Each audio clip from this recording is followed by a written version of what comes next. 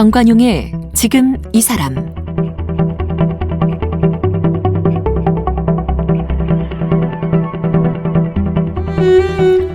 여러분 안녕하십니까? 정관용입니다. 오늘이 5월 18일 5.18. 1980년 광주에서 수많은 사람들이 희생됐죠. 그 세월 어느덧 40년이 넘었습니다. 그런데요, 이 지구 반대편인 아르헨티나의 부에노스아이레스에서도 비슷한 시기 광주와 같은 아픔을 겪었답니다. 1976년 3월 쿠데타를 통해 정권을 장악한 아르헨티나의 비델라 군부가 자신들을 반대하는 사람들을 살해하거나 실종시켰어요. 당시 사망자와 실종자가 무려 3만 명에 이른다고 하네요. 광주의 5월 그리고 부에노스아이레스의 5월을 함께 다룬 다큐 영화 좋은 빛 좋은 공기라는 제목의 영화가 지난해 5.18 광주민주화운동 40주년 기념으로 제작됐다고 하는데요. 이 영화를 만든 임흥순 감독을 오늘 만나겠습니다. 임흥순 감독은 경원대학교 미술대학에서 회화를 전공했습니다. 2012년 제주 4.3 사건과 강정마을 해군기지 설립 반대운동을 다룬 장편 영화 비념으로 데뷔했습니다. 두 번째 장편인 다큐 영화 위로공단으로 2015년 제56회 베니스 비엔날레 미술전에서 한국 최초로 은사자상을 받았습니다. 같은 해 제35회 한국영화평론가협회상 독립영화지원상을 수상했고 2017년 다큐영화 여행으로 제21회 부천 국제판타스틱 영화제 코리안 판타스틱 관객상을 받았습니다. 영화 환생, 교환일기, 우리를 갈라놓은 것들, 포옹, 좋은 빛, 좋은 공기 등을 제작했습니다. 노동자와 지역, 여성, 공동체 문제에 관심을 갖고 사진, 미술과 영화를 통해 작품 활동을 해오고 있습니다.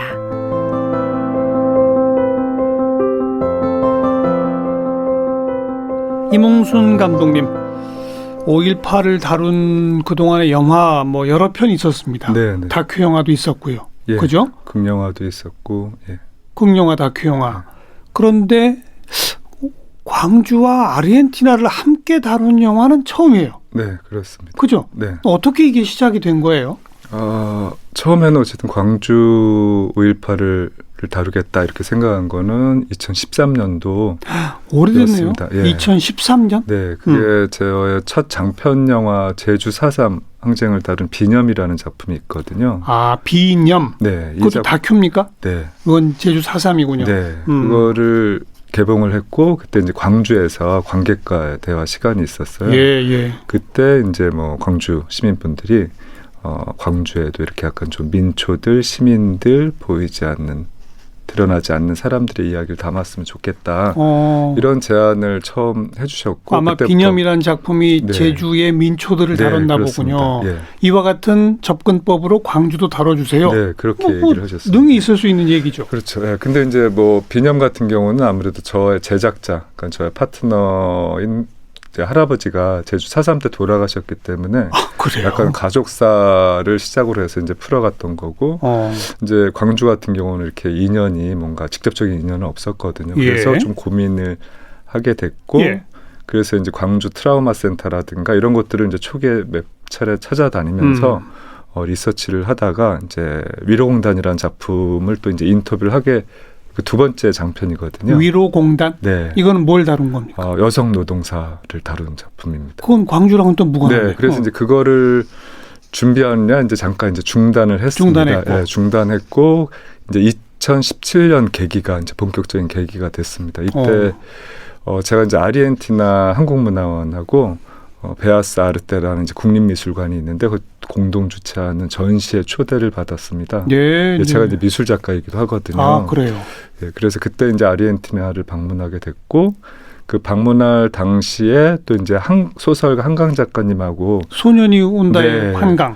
같이 이제 또 여러 가지 그 다음에 2018년도 전시 참여를 같이 하게 돼서 여러 가지 이제 의견을 나누고 이야기 나누다가 제가 이제 아르헨티나를 방문한다니까 본인이 2013년도에 아르헨티나를 방문한 적이 있다고 얘기를 하시더라고요. 그러면서 그 5월 광장이 있으니까 한번 거기 한번 가보시면은 좋을 거다. 이런 아르헨티나 어느 도시? 부에노스아이레스. 부에노스아이레스에 5월 광장이라고 네. 있다. 그리고 매주 이렇게 뭔가 어머님들이 시위하고 있다 이런 얘기를 주셔가지고 아르헨티나 부에노스를 이제 전시 때문에 방문차 한 김에 그 한 3주 동안 있었거든요. 그래서 예. 전시 준비하면서 이제 그 아르헨티나 어머님들 5월 광장을 네. 가봤군요. 네, 그 2차례 갔고 이제 간 김에 5월 광장 어머니 회장님 만나서 인터뷰도 진행을 했고 이렇게 그분들을 보면서 다시 이제 광주가 좀 떠올랐습니다. 네, 자연스럽게 그건 너무나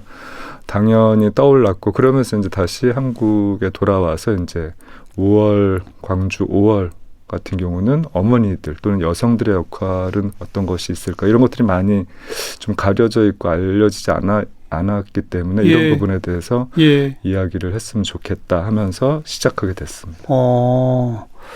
그 무슨 부에노스아이레스의 5월 광장은 어디예요? 어떤 곳이에요? 부에노스아이레스 5월 광장은 그 사실 이제 아르헨티나가 이렇게 스페인으로부터 독립한 지 얼마 안 됐거든요. 그때 이제 독립한 게 연도는 정확히 모르겠는데 200년 조금 넘었습니다. 근데 이제 그게 7월이었고 연도가 그 전에 5월에 이렇게 5월 혁명이 어떤 시작점이 된 계기가 있었대요. 독립투쟁의 어떤 시작점이군요. 네, 그래서 그 5월 혁명을 기념해서 이제 5월 광장을 만들었고 그 광장이 바로 이제 대통령 궁 앞에 있습니다. 그래서 아무래도 이제 우리로 치면 청와대 앞에. 그렇죠. 예. 그렇게 해서 아마 그 군부가 정권을 잡으면서 이제 아들들, 자식들이 사라지니까 이 부분에 대해서 이제 호소할 데가 없으니까 대통령궁 앞에 모이자. 앞에서 이제 모이게 되신 거죠. 그게 아마 시작돼서 지금 한 43년째, 44년째 계속 목요일마다 집회를 하고 계십니다. 지금도요? 네. 아르헨티나 군사 독재증 끝난 게 83년인가? 그 알폰소 정권 들어서고 이러면서 바뀌지 않았나요? 근데 이제 민주정부 들어서고? 그 들어서고 이제 바뀌긴 했는데 아무래도 아직도 이제 한국처럼 이렇게 좀 해결되지 않은 부분이 굉장히 많거든요. 그래서 뭐 실종자를 찾는 일도 그렇고 또 이제 한국과 다르게 약간 이제 강제 입양된 분들이 많아요. 강제 입양은 뭐예요? 우리 이제 한국하고는 다르게 이제 약간 이제 그때 많이 이제 잡혀갔던 납치됐던 사람들이 젊은 사람들이었거든요. 네. 그러니까 뭐 운동권이라든가 학생이라든가 진보 계층이라든가 이런 젊은 사람들이었는데 이 젊은 사람들 중에 이제 여성들도 많았고 여성들 중에 이제 또 임신한 분들이 굉장히 많으셨어요. 임신한 채로 잡혀가신. 네. 그러니까 뭐 한국 같은 경우도 지금은 이제 늦게 결혼을 하지만 예전에는 뭐 10대, 20대 때 결혼을 많이 하셨잖아요. 그래서 아르헨티나도 마찬가지로 이제 10대 임신한 분들이 많이 계셨고, 근데 이제 그분들이 그 감금이 되면서 아이들을 낳게 되잖아요. 감금 상태에서.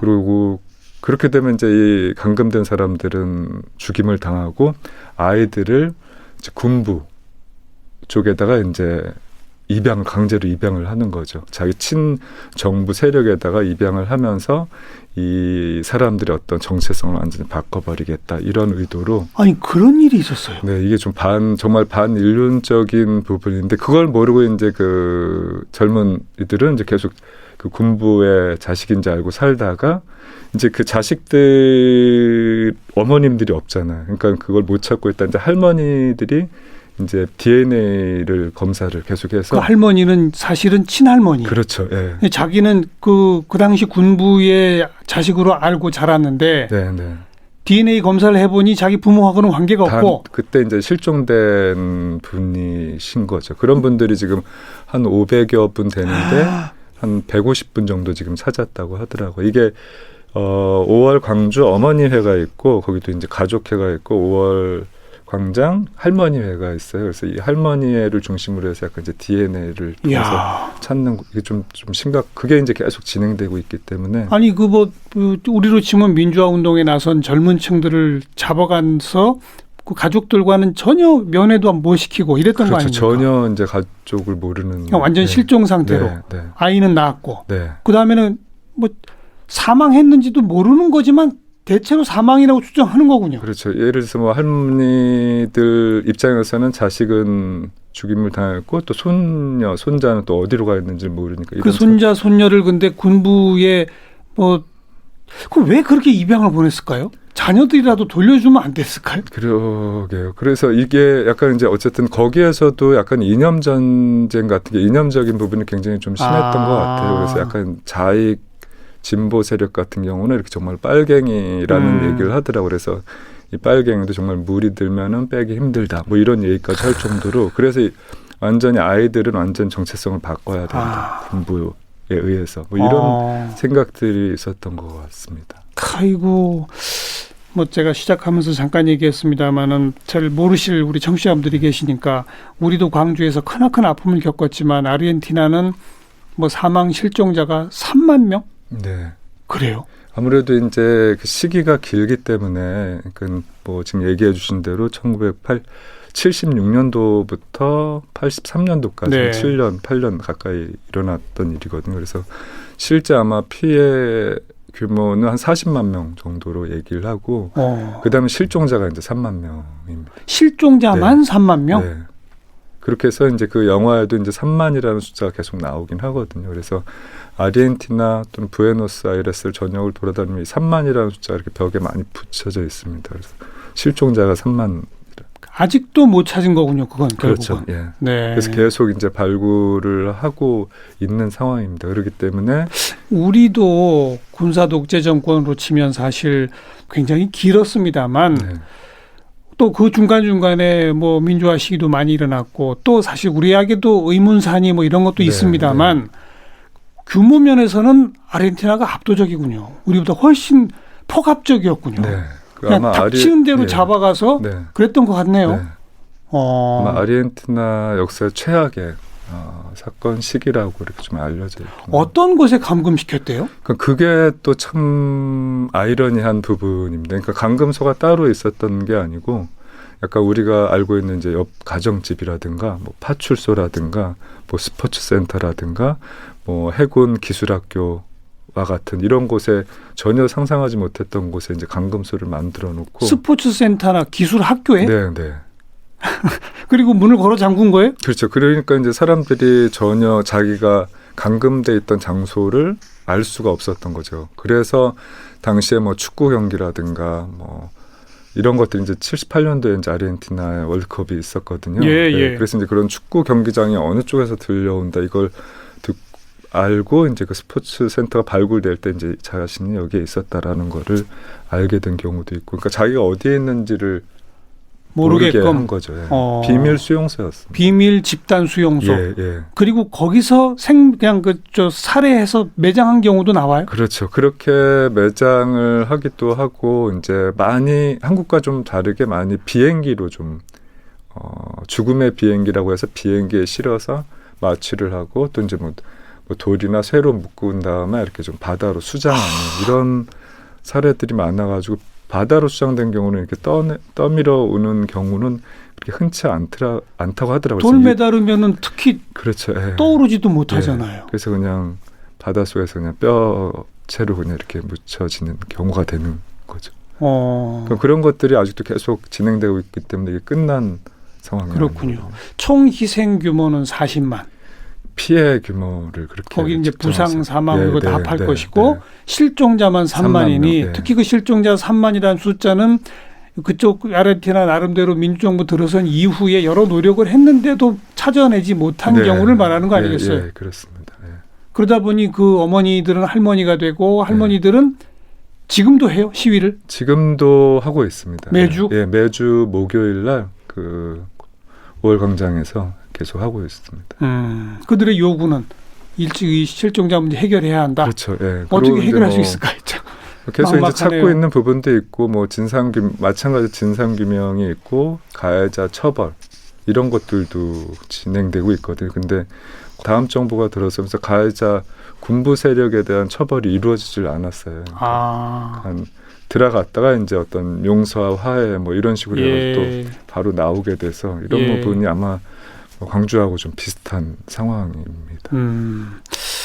그 현장, 그 부에노스아이레스의 5월 광장에서 이렇게 치위하는 할머니들, 어머니들 모습을 2017년에 가서 보셨을 거 아니에요. 네, 그렇습니다. 느낌이 어땠습니까, 처음에?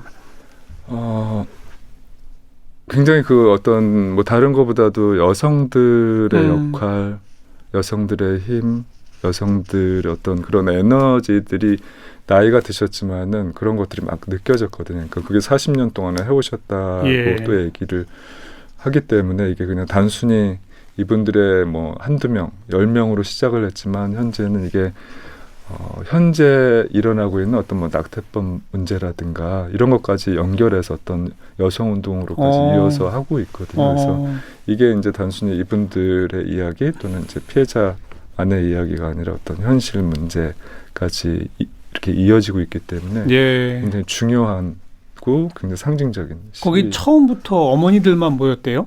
네. 남성들은 참여 안 하고? 아무래도 이제 뭐 이렇게 좀 상상을 했을 때 남성들이 갔을 때는 아무래도 경계와 좀 더 좀 부딪힘이 또 잡혀갔겠죠. 그렇죠. 예. 시위하면 잡혀갈 그렇죠. 때니까. 예. 그럴 가능성이 크기 때문에 남성들보다 잡혀가기도 했지만은 그래서 이제 어머님들 여성들이 이제 1명, 2명, 3명 이렇게 계속 모이게 됐고 거기도 이제 뭐 집회법이 있어가지고 뭐 3명, 4명 이상을 모일 수 없고 서 있으면 안 됐습니다. 그래가지고 이제 뭐 3명 이하, 뭐 4명 이하에서 계속 이제 돌게 돼서 이게 거기서부터 생겨난 거예요. 그러면 2명씩 손잡고 그냥 걸어다니는 계속 도는 거죠. 멈추면 안 되기 때문에. 그들의 계엄령 하에서도 못 잡아가니까. 그렇죠. 예.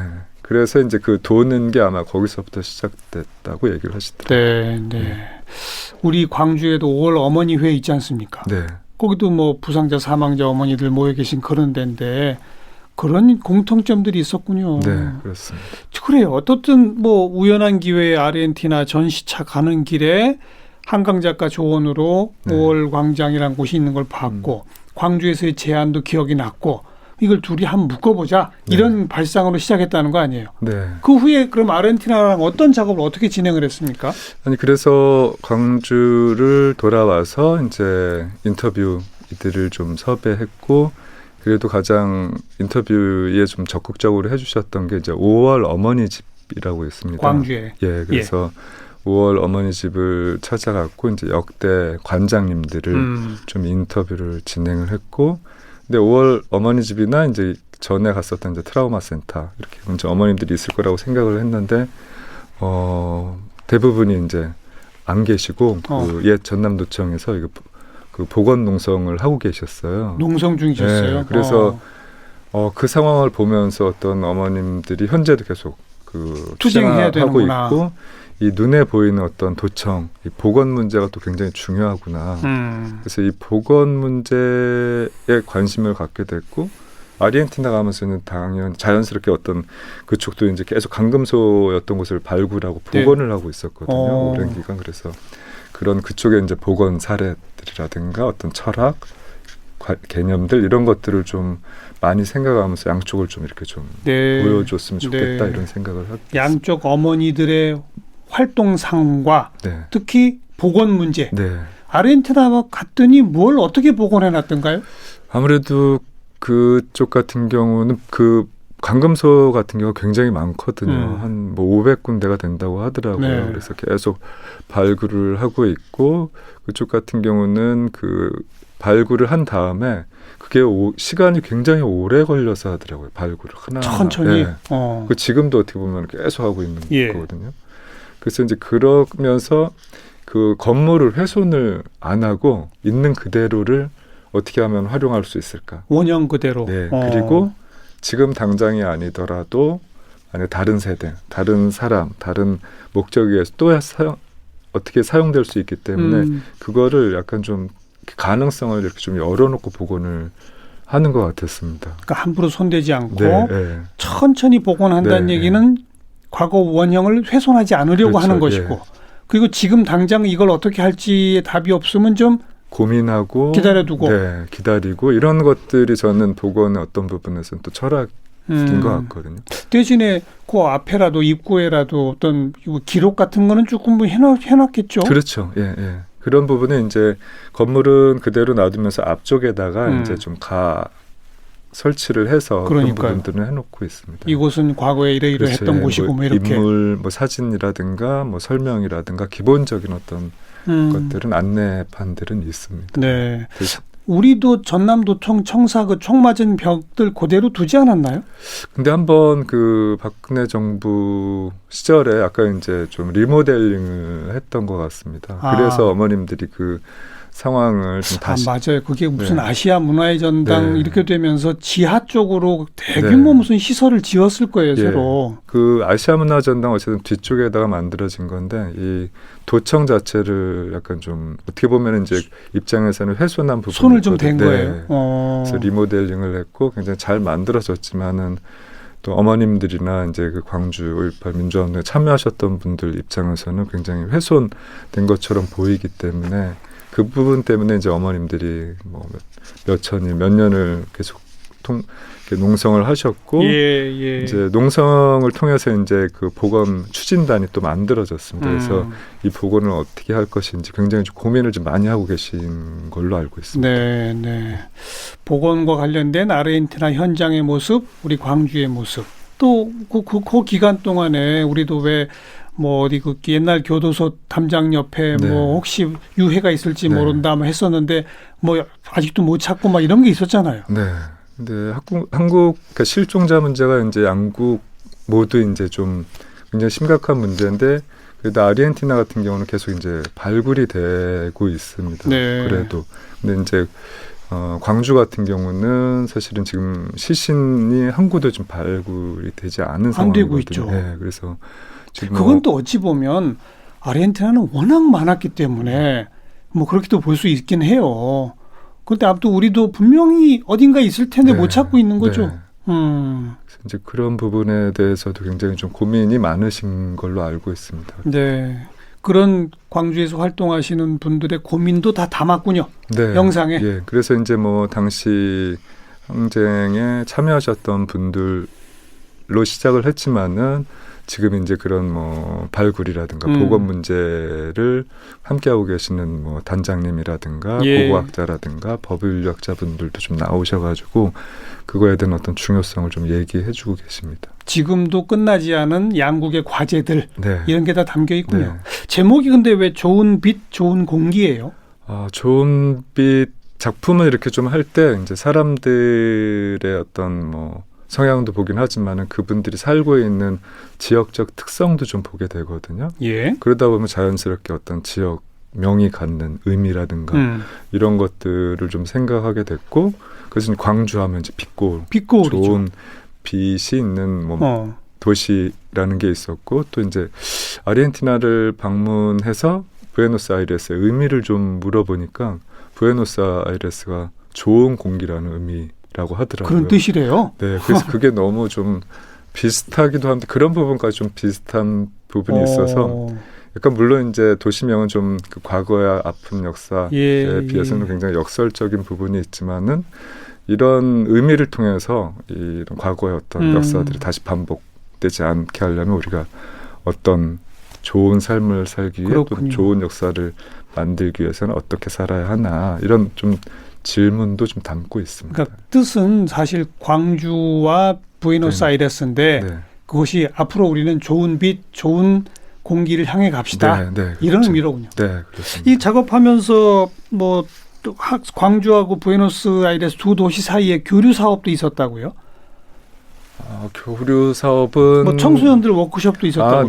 그게 어떤 거였었어요? 일단 이제 인터뷰 이들을 이렇게 좀 이렇게 찾는 게 굉장히 어려운 일이거든요. 그러니까 이게 어쨌든 다시 또 얘기를 해야 되기 때문에 그 상처를 또 드러내야 되기 때문에 그게 이제 또 쉽지 않는 상황이어가지고 계속 이제 그분들을 인터뷰들을 좀 섭외하는 과정 중에 또 청소년들이 함께 하면 그 시간에 또 청소년들이 함께 하면 어떨까. 그래서 광주, 부에노스아이레스 영상 교류 워크숍 이런 식으로 해서 그 고통을 나누는 방법. 양국 청소년들에게 그런 영상들을 같이 교류하는. 예, 그래서 이제 광주에서 광주의 어떤 사적지를 찍은 장면, 일상 풍경 이런 걸 찍은 것들을 보여주고.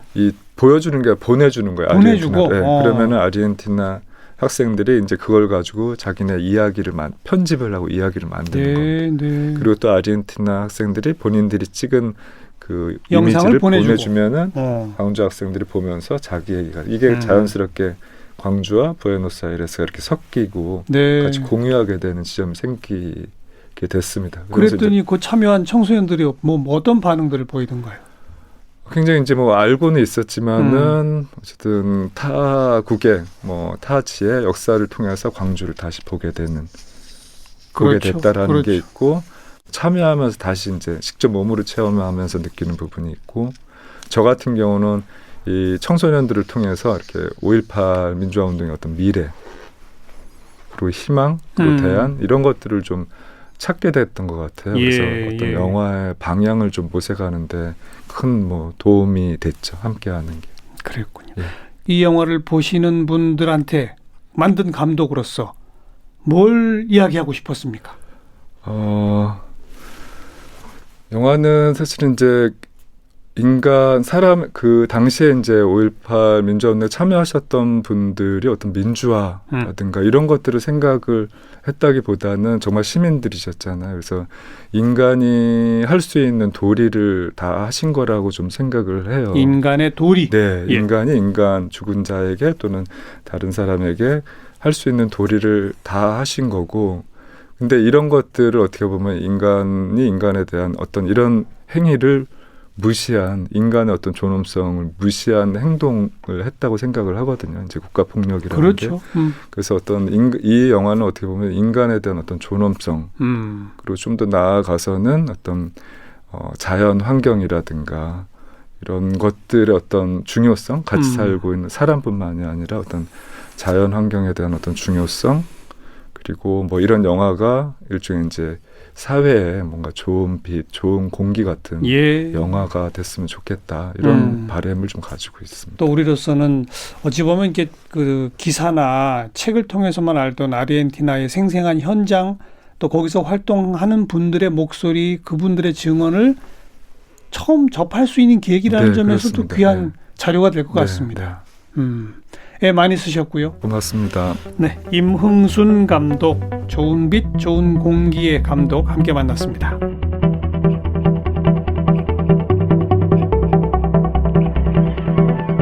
오늘 함께하신 정관용의 지금 이 사람은 KBS 홈페이지와 모바일 콩, 다양한 팟캐스트를 통해 다시 들으실 수 있습니다.